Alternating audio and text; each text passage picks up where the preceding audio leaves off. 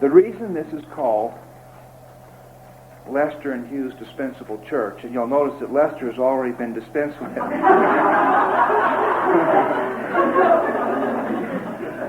What happened was that Lester's sister died, and her children have no parents. So he has gone back to Houston to take care of them. And hopefully he'll be able to work that out and fulfill the name of the church. But the reason that this is called a dispensable church, and I want to emphasize that because I know some of you have been calling it a disposable church.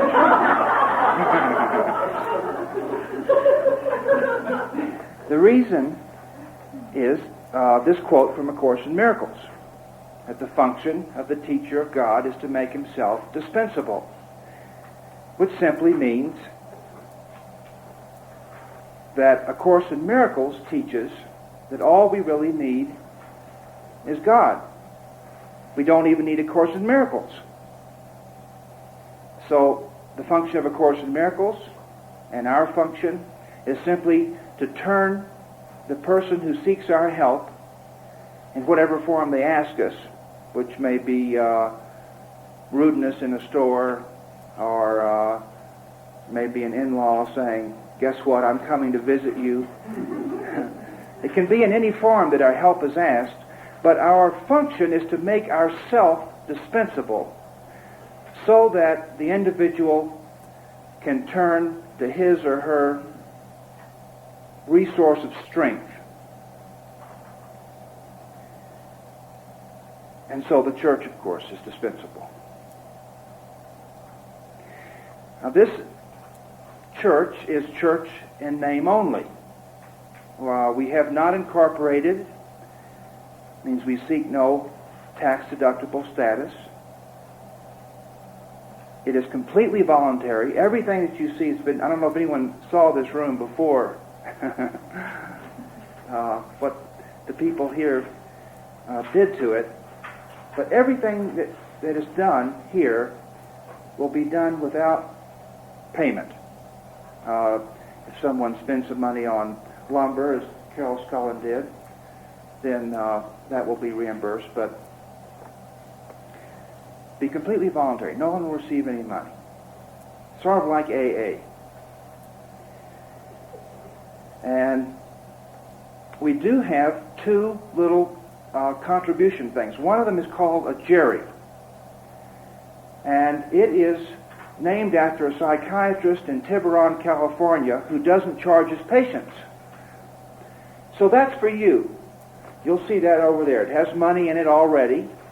And if there's anyone here that needs any money, please help yourself. If you would like. So we're going to run this a little differently here.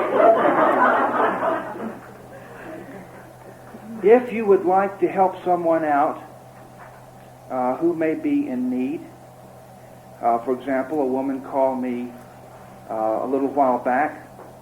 She was living in one of these big vans. She had her husband and her 3 kids. They had an argument. She was in Los Alamos. He literally kicked her out of the van and drove off. She had no idea if she would ever see them again. She had been wandering the streets for 3 days. Had nothing, literally, but her clothes. That's just one of many, many stories I could tell you that come on just the crisis line, crisis intervention. So there are people who genuinely need money. And I know we have a reluctance to give people money at times because we think that they should make their own way, but there are genuine instances where there's a legitimate need. So my promise to you is that any money you put in the open basket will be given to someone that we believe, through our prayer and our guidance, needs the money. So the little box with the slit in it is for our expenses. If you want to make sure that the money goes for that, then you put it in there. So that's all there is about money.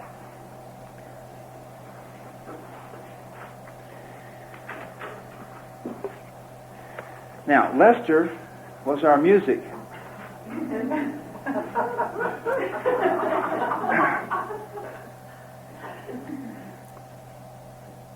In this church, I promise not to use profanity unless I'm quoting a president of the United States.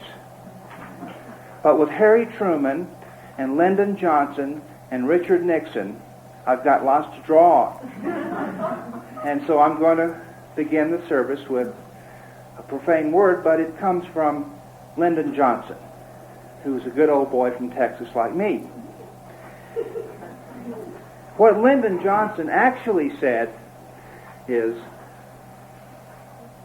that Gerald Ford was so dumb he couldn't piss and chew gum at the same time.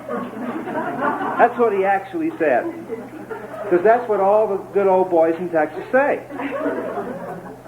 Now what they say in Atlanta is, white people are so dumb they can't clap and sing at the same time. And if you don't believe that's true, I will prove it to you a little later. Give you an opportunity to try to clap and sing at the same time, and you'll see you can't do it. So we got that to look forward to in the form of music, and we have another song that you all know. And then, after that, we'll have a moment of sharing, so that if anyone wishes to stand up on Thanksgiving Day and express his gratitude to God for anything that's happened, in any way that he's seen the presence or the love or the kindness of God manifested in his life this year, you'll have an opportunity to do that. Okay. So we're going to begin with Lesson 164, which you have in your hand. So I know this is too small to read, so I will read it to you. Then we'll discuss it, and then I'll show you can't clap and sing at the same time. Now are we one with him who is our source. What time but now can truth be recognized? The present is the only time there is. And so today, this instant, now, we come to look upon what is forever there, not in our sight, but in the eyes of Christ. He looks past time and sees eternity as represented there. He hears the sounds the senseless, busy world engenders, yet he hears them faintly. For beyond them all, he hears the song of heaven, and the voice for God, more clear, more meaningful, more near. The world fades easily away before his sight. Its sounds grow dim. A melody from far beyond the world increasingly is more and more distinct. An ancient call to which he gives an ancient answer. You will recognize them both, for they are but your answer to your Father's call to you. Christ answers for you, echoing yourself, using your voice to give his glad consent, accepting your deliverance for you. How holy is your practicing today, as Christ gives you his sight and hears for you, and answers in your name the call he hears. How quiet is the time you give to spend with him beyond the world. How easily are all your seeming sins forgot and all your sorrows unremembered. On this day is grief laid by. for sights and sounds that come from nearer than the world are clear to you, who will today accept gifts he gives. There is a silence into which the world cannot intrude. There is an ancient peace you carry in your heart and have not lost. There is a sense of holiness in you the thought of sin has never touched. All this today you will remember. Faithfulness in practicing today will bring rewards so great and so completely different from all things you sought before that you will know that here your treasure is and here your rest. This is the day when vain imaginings part like a curtain to reveal what lies beyond them. Now is what is really there made visible, while all the shadows which appeared to hide it merely sink away. Now is the balance righted, and the scale of judgment left to him who judges true. And in his judgment will a world unfold in perfect innocence before your eyes. Now will you see it with the eyes of Christ. Now is its transformation clear to you. Brother, this day is sacred to the world. Your vision, given you from far beyond all things within the world, looks back on them in a new light. And what you see becomes the healing and salvation of the world. The valuable and valueless are both perceived and recognized for what they are. And what is worthy of your love receives your love, while nothing to be feared remains. We will not judge today. We will receive but what is given us from judgment made beyond the world. Our practicing today becomes our gift of thankfulness for our release from blindness and from misery. All that we see will but increase our joy because its holiness reflects our own. We stand forgiven in the sight of Christ, with all the world forgiven in our own. We bless the world as we behold it in the light in which our Savior looks on us, and offer it the freedom given us through his forgiving vision, not our own. Open the curtain in your practicing by merely letting go all things you think you want. Your trifling treasures put away, and leave a clean and open space within your mind where Christ can come and offer you the treasure of salvation. He has need of your most holy mind to save the world. Is not this purpose worthy to be yours? Is not Christ's vision worthy to be sought above the world's unsatisfying goals? Let not today slip by without the gifts it holds for you, receiving your consent and your acceptance. We can change the world if you acknowledge them. You may not see the value your acceptance gives the world, but this you surely want. You can exchange all suffering for joy this very day. Practice in earnest, and the gift is yours. Would God deceive you? Can his promise fail?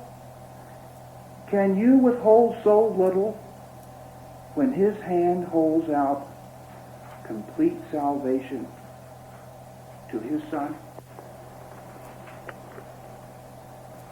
One thing I found about the lessons in A Course in Miracles is that they seem to say everything that you need to know.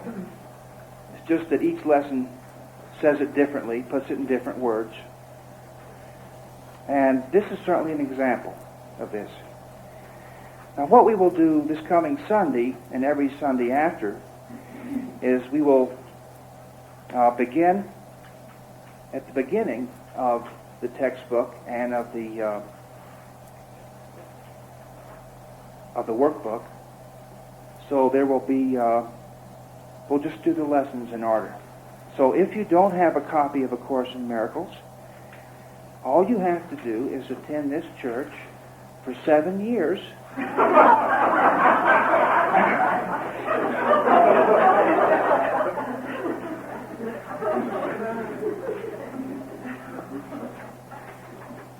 So let's look at some of the lovely, lovely truths here. The very first sentence, what time but now can truth be recognized? A Course in Miracles says, simplicity is very difficult for a confused mind to understand. It says, this course is so simple that you don't believe you can learn it. But you will find a way to make it complicated enough that you can learn it.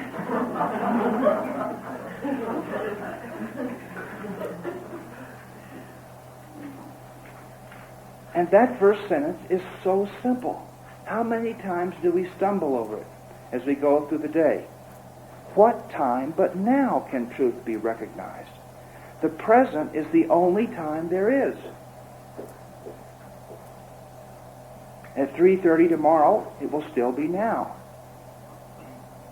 6 years from now at midnight, it will still be now.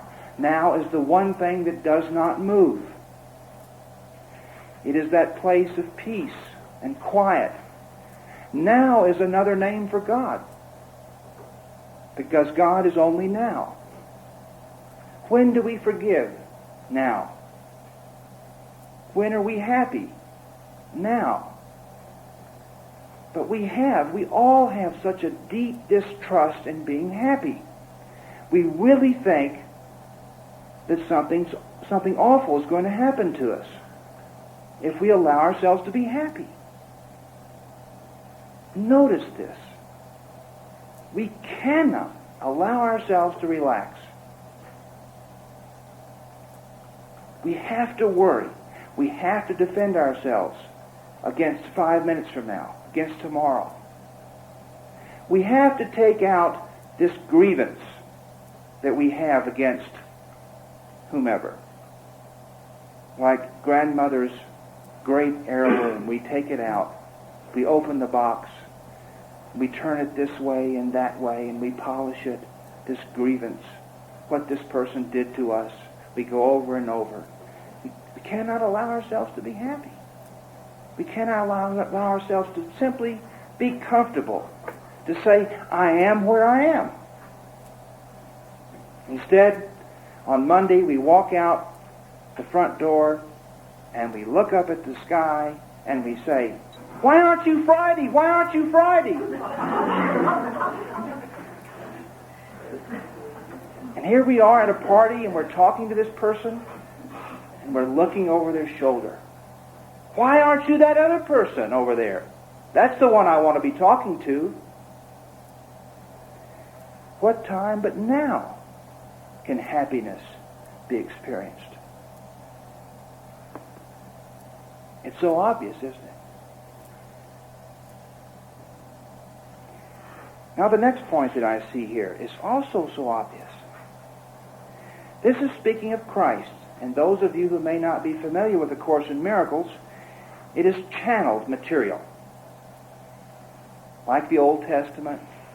Remember the image in the Old Testament of the prophets burning their lips with a hot coal because they did not feel worthy to speak the words that were coming through them? That's called channel material. That's a popular term now. That's all it means, is that the words come through you. That's why A Course in Miracles shows no author. It's written in the first person. And the first person is clearly Jesus.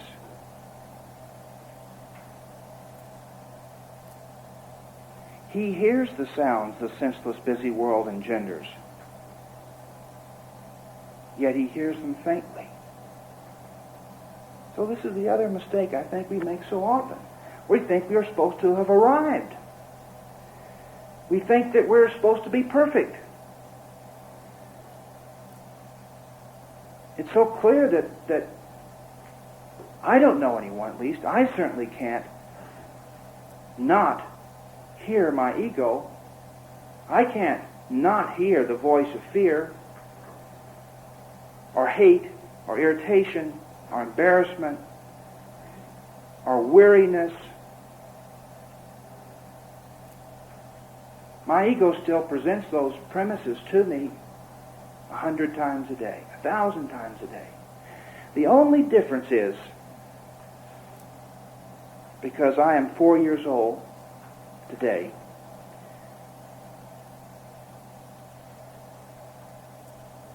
it was 4 years ago that I decided that I would walk toward the light as best I saw it, even if I were self-deceived. And I thought I was. I really thought I was self-deceived, but I was just going to do it anyway. That was 4 years ago. The only difference between 4 years ago and now is I recognize the ego's voice a little sooner, and I let it go a little more quickly. But I am so encouraged by that. I'm so encouraged by it. When I was in Hawaii recently, I gave someone $50 and said, would you write this card and send these lovely orchids and these lovely flowers to Gail, my wife? He said, oh yes, I'd be happy to do that. And they packaged them and they put them in water, and they sent them airmail special delivery to Santa Fe.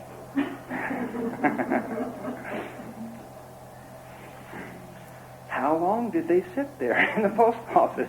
I don't know. 1 week, 2 weeks, 3 weeks.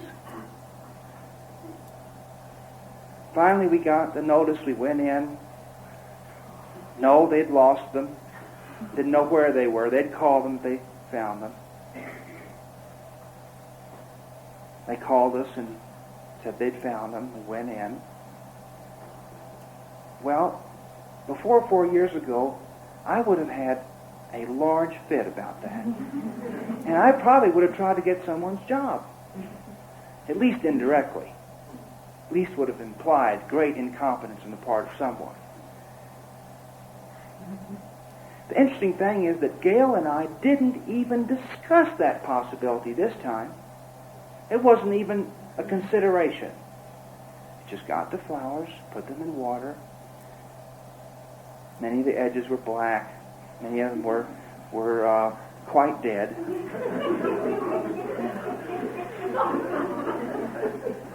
Now, I don't know. I'm not claiming a miracle here because I don't know about the flowers in Hawaii. But did you know that those flowers came back and that the black edges went away? I didn't think the black edges could go away.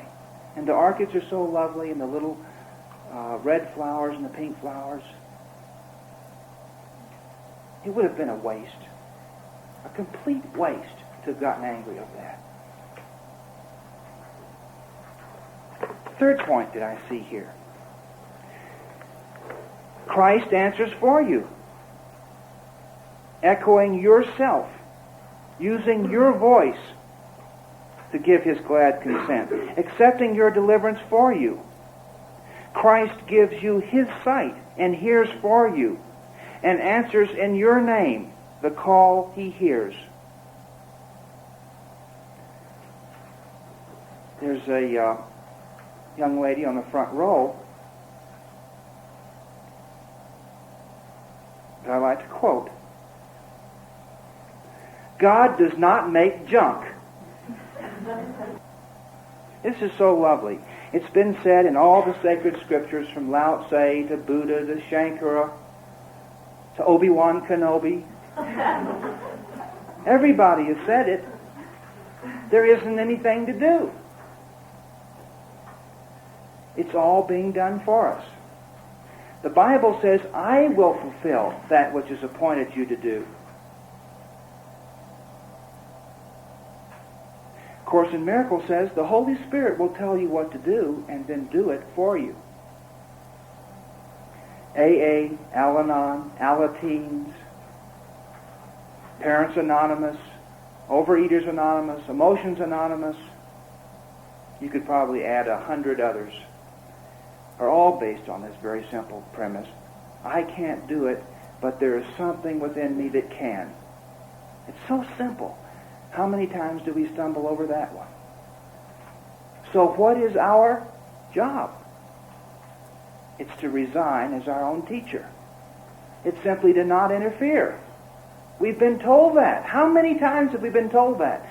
The oldest book in the world says it. The I Ching. Stillness is the mountain. Our Bible says, be still and know that I am God. It's so interesting that here, following, Christ answers for you. Christ accepts your deliverance for you. Christ gives you His sight. Christ hears for you. Christ answers for you. There's about 2 paragraphs on stillness and quietness. That's all we're asked to do, is not interfere.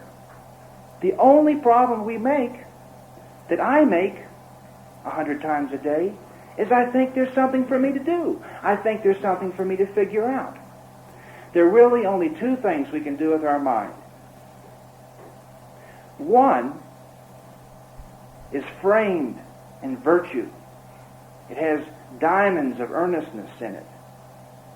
And that is to consider what we should do. How worthy that is, to consider what we should do, or should have done. The ego makes no distinction between considering what we should do and what we should have done, because it activates the past as if it were taking place right now. And now we are rewriting the conversation we had. We're answering in sharper terms what this person said. So that's the one thing that we can do with our mind. Consider what we should do. How much time do we spend doing that? I would say about 99.9% of our time is spent considering what we should do. Where's the trust in that? Where's the peace in that? Where's the love? Where's the contentment? How can we help anyone who's near us if we're considering what we should do? How can we be happy? The only other thing that we can do with our mind, beside considering what we should do, is remembering that we need do nothing. And it's a very interesting thing. When we remember that we need do nothing, the accelerator goes down and things start moving very, very quickly. It took me 3 to 5 years to write a book. My first 4 books took me 3 to 5 years to write each of them.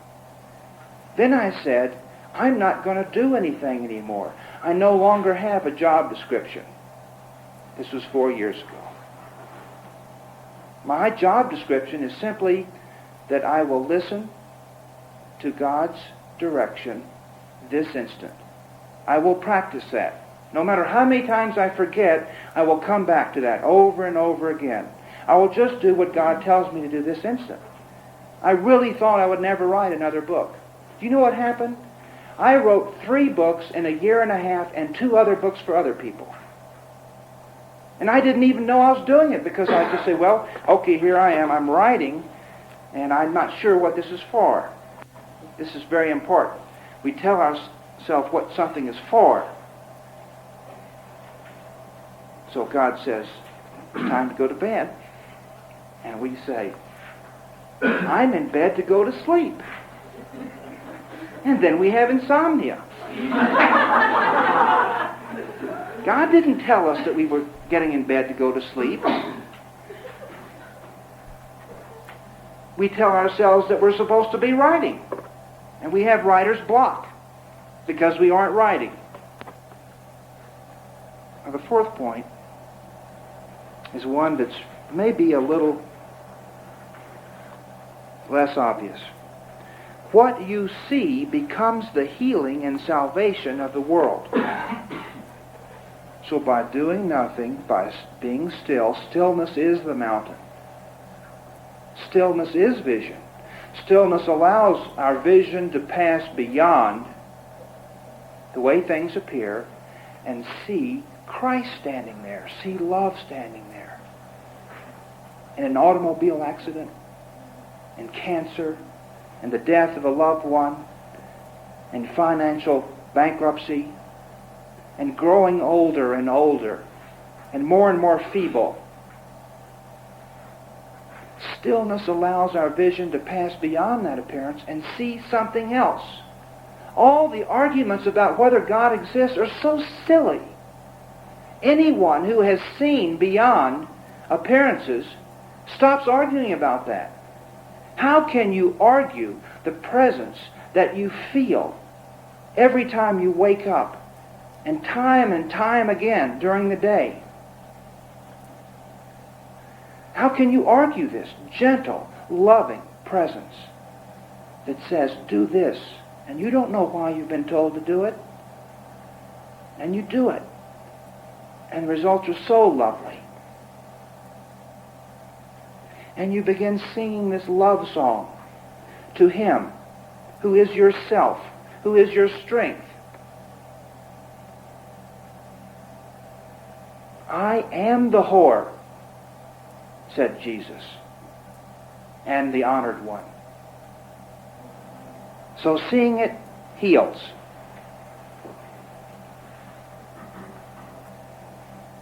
Just two more points that I see. There are probably 1,000 here. Practicing is our thanks. Our practicing today becomes our gift of thankfulness. What do we practice? Doing nothing. What do we remember? We remember that we need do nothing. What effort do we make? We make the effort to step back. Not step forward, not attack the problem, step back. How do we teach? By resigning as our own teacher. That's the practicing. And so there are three things in this lesson that constitute this last instruction. Let not today slip by without the gifts it holds for you receiving your consent and your acceptance. We can change the world if you acknowledge them. You may not see the value your acceptance gives the world, but this you surely want. You can exchange all suffering for joy this very day. And then hear this last three sentences. Practice in earnest, and the gift is yours. Would God deceive you? Can His promise fail? And can you withhold so little when His hand holds out complete salvation to His Son? So there are three things in this lesson that we're asked to do. The first is to let go. Open the curtain in your practicing by merely letting go all things you think you want. That's all we have to do. We just let go of the things we think we want. And what happens? Your trifling treasures put away and leave a clean and open space within your mind where Christ can come. That's all we have to do. That is our practicing. That's the way we pray. We simply lay aside all the things we think we want. The bigger patio, the new car, the body that we're going to get at the spa, the extra inch and a half that these shoes will give us. And on and on and on and on. The parking place nearest the door.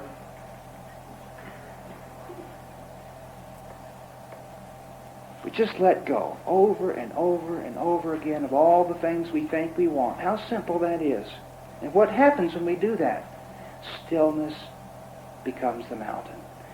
Our mind becomes clean of all these desires A desire is simply the decision for depression this instant. That's all it is. We simply say to ourselves, I don't have it, I don't have it, I don't have it. I want it, I want it, I want it, I want it. It doesn't affect anything. We don't have our hands on the future. So all we're doing is being miserable now.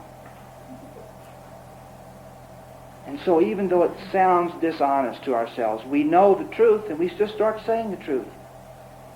It can be done verbally. I am content to be where I am. I am happy to be talking to this person. Whatever it may be that it surrounds us, we simply give our consent to that.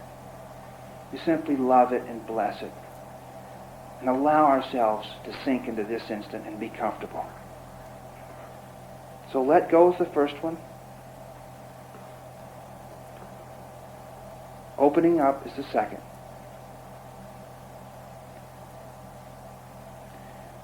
And being still is the third. They're all the same, but they seem to come in that order. First, we let go of the distress. We relax our mind just a little, as best we can. Then we become still. And in that stillness, something enters that we have never seen before. No matter how many times we've seen it before, it seems so new. And it feels so personal. It feels like this guardian who has always walked beside us, this friend we have always known, suddenly picks us up in his arms and carries us through the day. That's what it feels like. And we cannot wait to say thank you. Thank you, thank you. All right. Now we don't have Lester. And I know you think you can clap and sing at the same time. So we're going to do that for just a minute. Then we're going to have the little session in which if any of you would like to express your gratitude, please do so. So I can't sing. That's why I got Lester. But I'm going to teach you a little song. This is a song that they sing at the Atlanta Hillside Chapel and Truth Center, which is held in the great big tent. And the music never stops there. I'm hoping someday that if this church turns out to be a good idea, and if it continues, that maybe it will be like that. The music will never stop. You know what happens? The music begins, and then out come these two magnificent people. One is a 7-foot-high woman, and the other one is about 6'10". They're dressed in white. And you know what they're singing? You know what everyone's singing before they come out? God is already here. And the music just dies down as they start preaching, just in the background. Then it wells up again, and then it dies down for something else. Never stops. The songs change, the melodies change, and you are taken straight to heaven. So I'm going to teach you. God is already here. Now I'm going to prove to you can't clap and sing at the same time. Okay, so listen to this. Does anybody know what key people should sing when you have a big...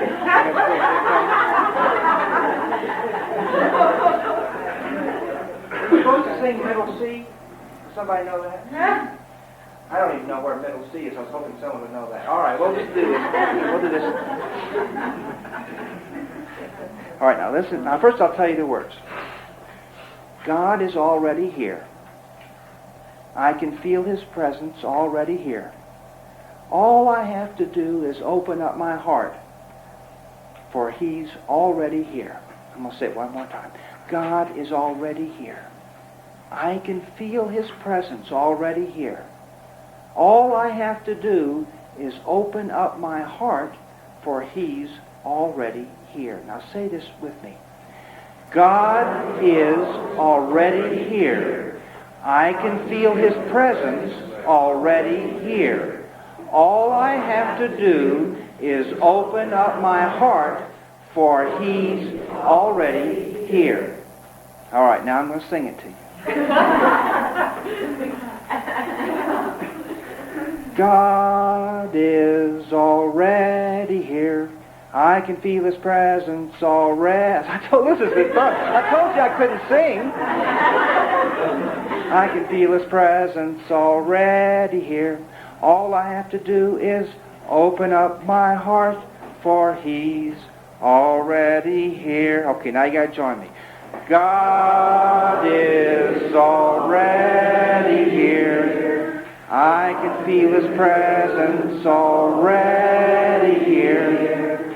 All I have to do is open up my heart, for He's already here. Aren't you glad you came? All right, now, I'm going to teach you how to clap. I can clap. Ready? I'm going to clap, and then you're going to have to clap like me.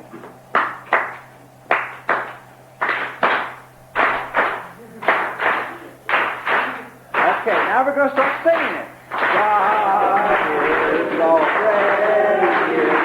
I can feel His presence already. Can't sing. All I have to do is open up my heart, for He's already here.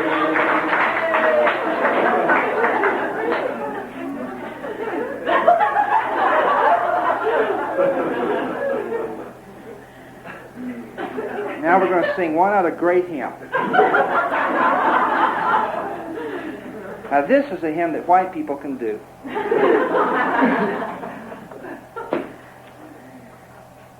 This may be the greatest hymn ever written. And it's sung by everybody in this country.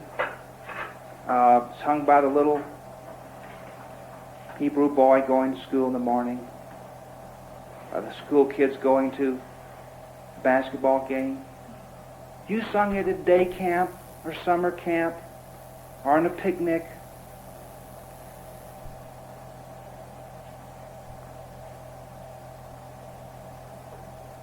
And it tells us everything that we need to know. It summarizes everything that this lesson said. Row, row, row your boat gently down the stream. Now, row, row, row. 3 rows gently down the stream. Merrily, merrily, merrily, merrily. There are 4 merrilies to only 3 rows.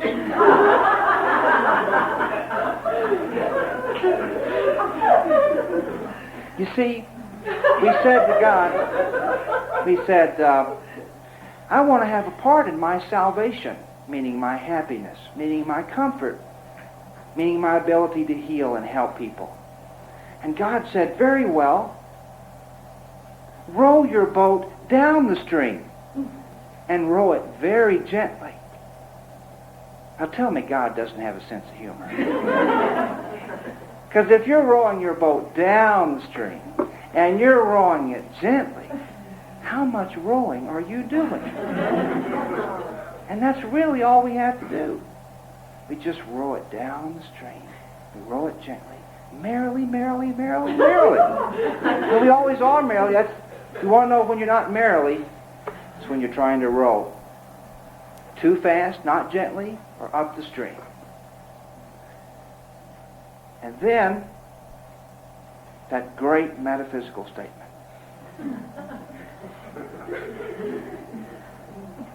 Life is but a dream. All this misery, all this carnage, all these children being killed, all these people alone and crying in their apartments, all these mothers whose children desert them because we've got to live our own life now, Mom. government sitting on their hands while people starve. It's but a dream. It's just a dream. It is a very cruel dream. And we indeed suffer from it. But because it is a dream, it can be healed instantly. All we have to do is just dream another dream. That's why looking beyond the appearance heals. That's why Jesus said, do you want to walk? Well, just stand up and walk. Do you want to see? Just open your eyes and you'll see. Do you want to help? Do you want to spend your life helping people and blessing people? Reaching out a hand in love? A little boy said this to me recently. Gail and I had decided not to pop him anymore because we had popped him when he was about a year old. Then we noticed he was popping Tuba, the cat. Then we realized why we had named her Tuba. He would pop Tuba, and Tuba would tuba, and this was normal. Now, then there was one night in which he started popping Gail, and Gail started popping him back.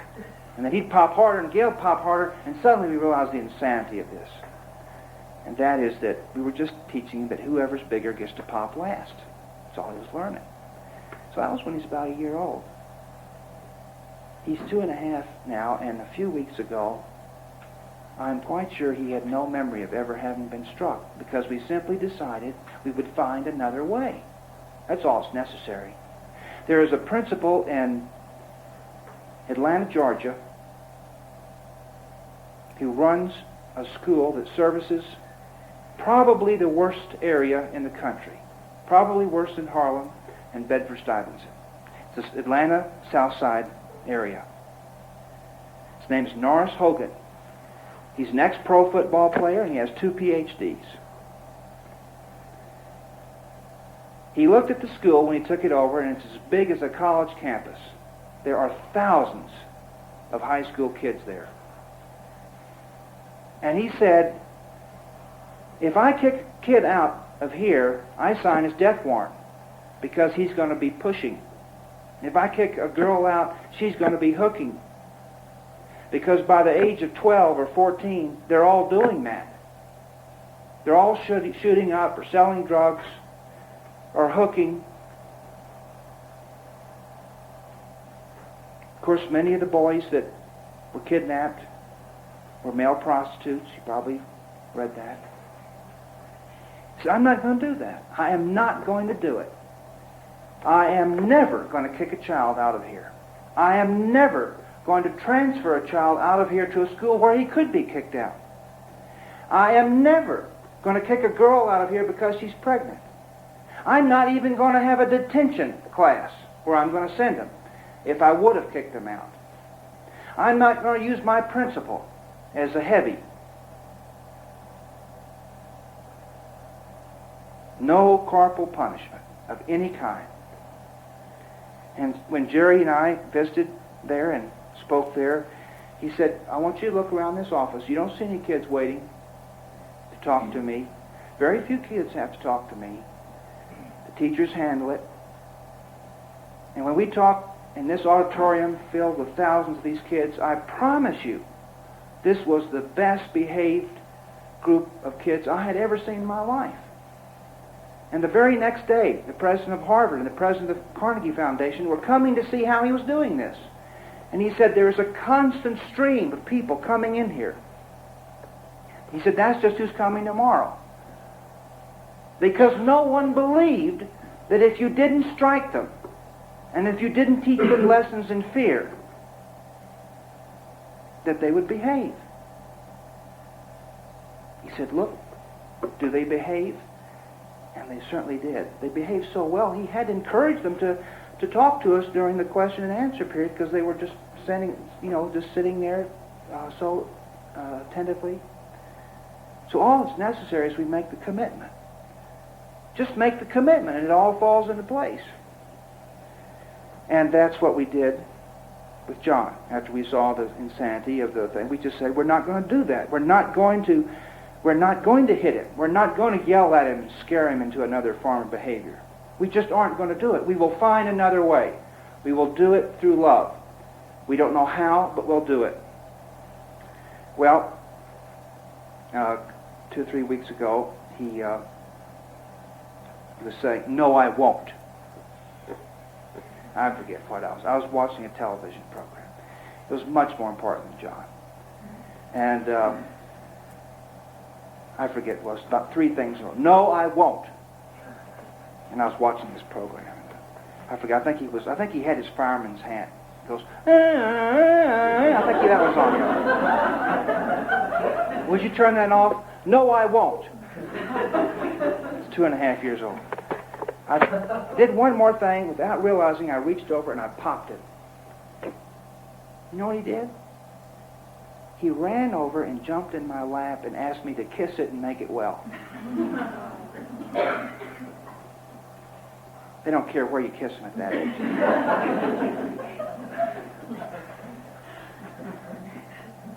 That's the choice. That's the only choice. He was saying, "Daddy, do you want in your life to remove pain, or do you want to inflict it?" How simple the choice was. I couldn't do both. He said, "You gave me pain. How would you like to take it away?"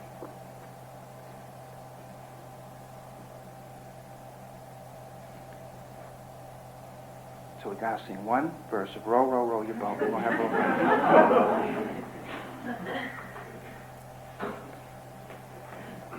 You ready? Ready.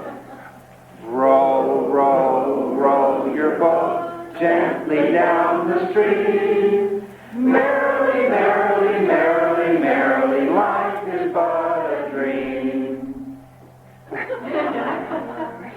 See, this church has everything.